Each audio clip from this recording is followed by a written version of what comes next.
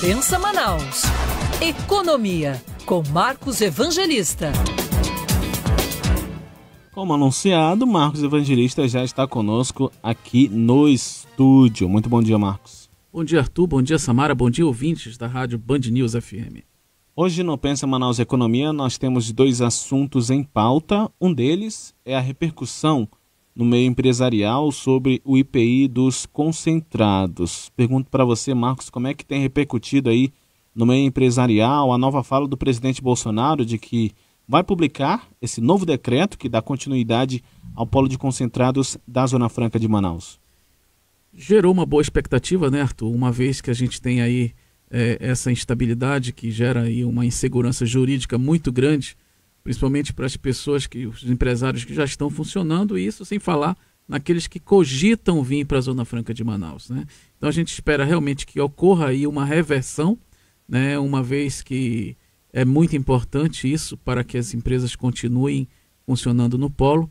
E assim, eu gostaria só de explicar para o nosso ouvinte, para ele entender por que é tão importante essa questão do IPI. Incentivo fiscal é justamente toda aquela redução de carga tributária que uma fábrica paga ao funcionar na Zona Franca de Manaus. E no caso aí do IPI, no momento que ela fatura, ela produz, ela emite a nota fiscal, ela gera um crédito para quem está comprando, Samara. No caso, essas empresas de concentrados fabricam geralmente para as próprias empresas que fabricam refrigerante, o energético, tubaína ou qualquer outro tipo de bebida. Então, o que acontece? No momento que a empresa de concentrados emite a nota para a sua empresa matriz, que geralmente está no sul e sudeste do país, ela gera esse crédito de EPI e a empresa lá acaba aí conseguindo uma maior lucratividade na venda do produto dela lá na ponta. No momento que a concentrados aqui não gera ou diminui para 4, passa a ser não interessante, ela está aqui, né, com todos os problemas que nós temos. Então, já que a geração é muito pequena, por que não voltar para a origem? Então, é esse o problema, esse o medo, a insegurança que traz para o segmento. Então, com essa possibilidade de reversão, renova-se aí a esperança de que o segmento de concentrados continue funcionando aqui no polo. Trazer para os 8%, como estava antes, traz um fôlego.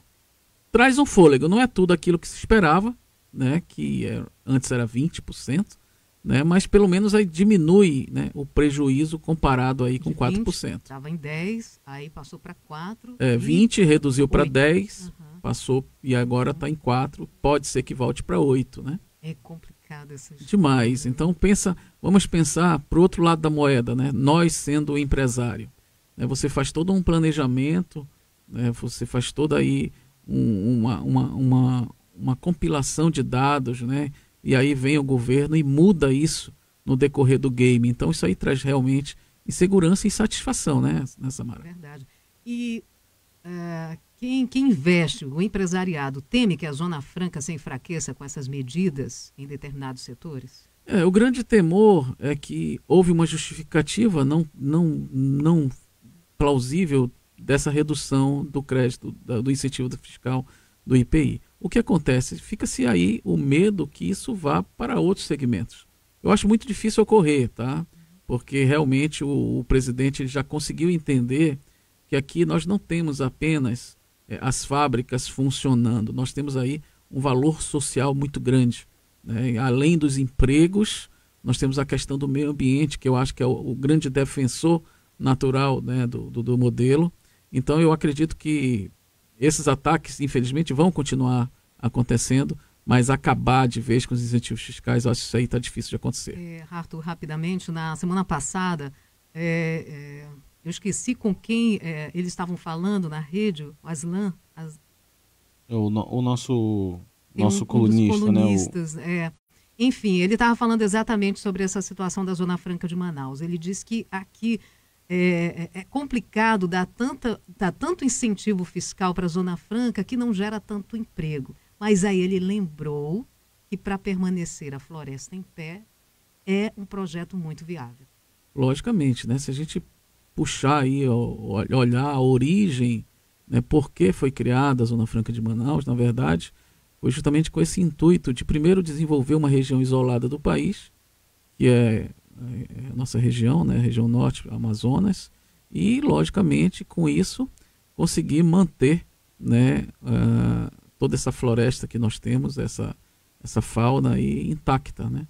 Não está 100% intacta, mas se você comparar a nossa vegetação, a nossa floresta com a do Pará, nosso amigo vizinho, né, não tem como comparação, né?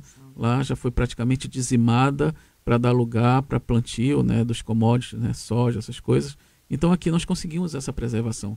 Por quê? Justamente em função das fábricas que funcionam ali naquele polo. Então há esse fator ambiental, que eu acho que é o grande divisor da água, que faz aí uma proteção natural para o nosso modelo, mas não é por isso que a gente não precisa ficar atento, né, Arthur? Sim. O governador, a bancada do estado do Amazonas tem que ficar bastante atento. Não vou nem citar entidades de classe, que todas elas fazem um excelente trabalho, né? CIEAM, FIEAM, o presidente Antônio Silva, o presidente interino hoje, o Nelson Azevedo, o Wilson Périco, né? São dois economistas, o Wilson e o Nelson, tem feito aí um excelente alerta, chamando a atenção das autoridades. Então, as entidades acredito que já fazem aí um bom trabalho, mas os governantes, principalmente deputado federal, senadores, precisam estar atentos a esses ataques que ocorrem frequentemente, infelizmente, ao nosso modelo Zona Franca de Manaus. Só para a gente fazer Você falou aí que foi citado na rede, né? Foi nosso colunista do Pensa Brasil, Rodrigo Aidar. Isso, né? E é interessante a gente falar sobre esse assunto, porque muita gente pode imaginar assim, mas a Zona Franca só quer favorecer o empresariado, né? Os empresários, quando na realidade a gente tem que pensar num todo, né? E aí a gente fala de meio ambiente, preservação de meio ambiente, a Zona Franca, geração de emprego para o nosso estado, né? Que é o fundamental. Muita gente depende da Zona Franca de Manaus. Hoje a gente falava na nossa coluna de política que muita gente desse setor de empresas que atuam no interior do estado, aqui na próxima mesmo região metropolitana, então ali já está circulando nos bastidores e muita gente sente essa insegurança, né, de se manter no seu posto de trabalho. Será que a empresa vai continuar aqui? Eu pergunto para você, qual que seria o ideal desse percentual aí? Estamos em 4, pode ser que seja agora 8, né, como foi inclusive afirmado pelo o presidente da SUFRAMA, superintendente da SUFRAMA e o presidente Jair Bolsonaro. Qual seria aí, digamos que, o ideal para as empresas não saírem aqui do nosso estado? Veja, antes de chegar nessa questão, Arthur, você falou questão da preservação, geração de emprego e também impostos, tá? Os impostos. Não é porque que as indústrias estão funcionando com todos os incentivos fiscais que elas deixam de pagar impostos. Sim. A carga tributária continua altíssima e é graças a esse recolhimento da indústria no Amazonas que grande parte aí do PIB, da geração de arrecadação, vem aqui da Zona Franca de Manaus. Então, tem gente que fala que as empresas funcionam aqui e não pagam nada. Esses aí estão totalmente mal informados, tá? Apesar de toda a redução, tem muito recolhimento de imposto. Eu não tenho um número em mãos, mas você deve ter, Arthur. Indústrias do Polo Industrial de Manaus faturam mais de 73 bilhões de reais até setembro de 2019. Esse é o faturamento, né?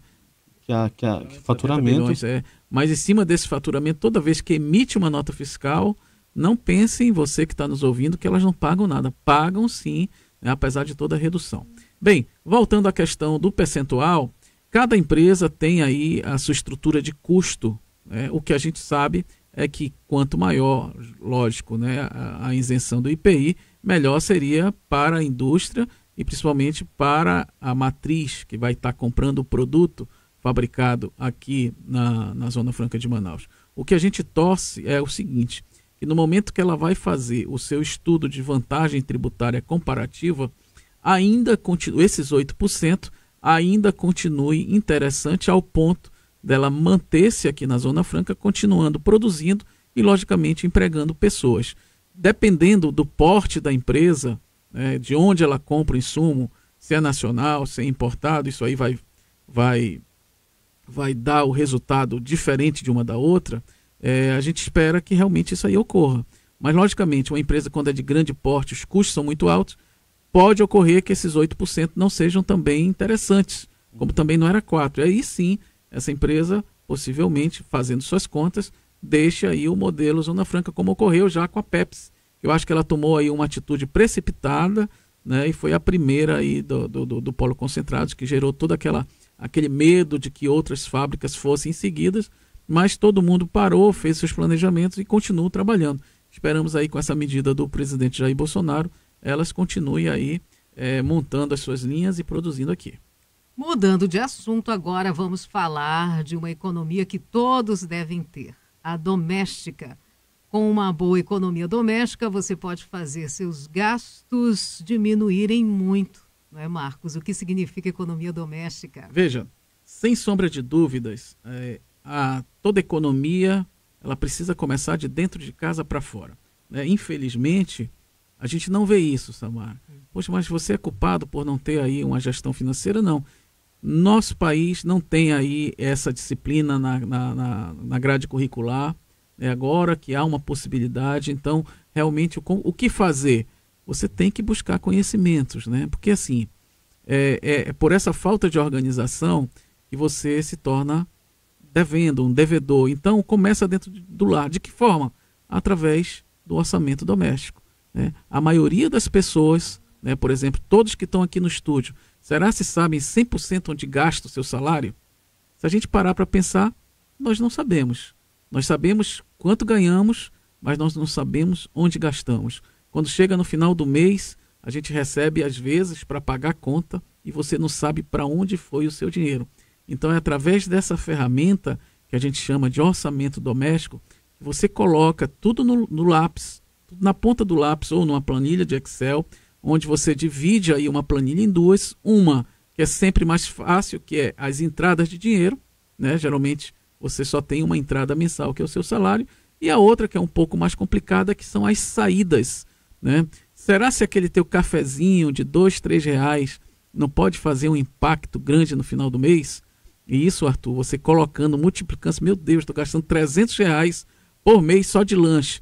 Esses R$300 já poderia te ajudar a poupar 300 vezes 10 meses, já dá R$3.000. Poderia ser uma TV nova, poderia ser uma geladeira nova, e tudo isso só vai ser possível a gente fazer esses cortes através da visualização num papel ou numa planilha de Excel, que é justamente a ferramenta chamada orçamento doméstico. Marcos, conheço gente que gastava R$300 no café da manhã, e principalmente a pessoa tem essa dor no coração no final do mês quando compra fiado, né? Aquele cafezinho ali da esquina, vai comprando fiado, quando vai ver a conta tá enorme. Gente, não é fácil.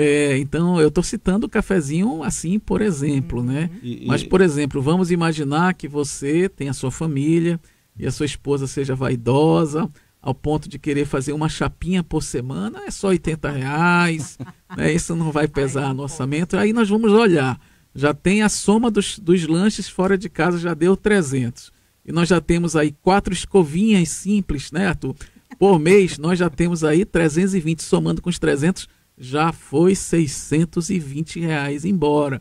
Então, ou seja, você que está nos ouvindo, no momento que você parar e fizer pelo menos um orçamento básico, no dia a dia você for anotando, eu te garanto que no final de janeiro, por exemplo, nós temos aí 15 dias, 14 dias para o fim do mês, né? Isso. Você vai se espantar onde você colocou o dinheiro. Meu Deus do céu, né? Eu poderia estar economizando isso aqui. Então é essa ferramenta, Samara, que permite você efetuar os cortes e através dos cortes começar a sobrar dinheiro para você pagar as contas e quem sabe se tornar aí um investidor profissional.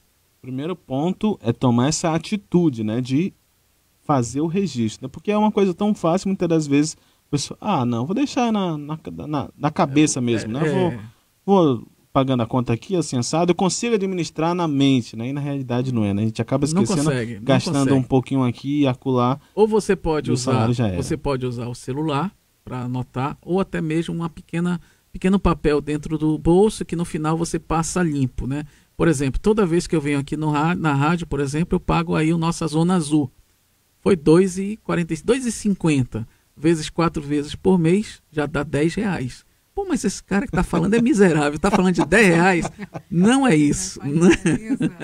Não é isso. É porque você somando 10 daqui, 10 dali, 20, você vai perceber que você tem vários gastos que não são os gastos essenciais, né? Porque todo orçamento doméstico tem aqueles gastos essenciais que você não pode fugir, né, a alimentação, o aluguel, a conta de luz, né, a conta de água, e tem aqueles gastos que não são essenciais.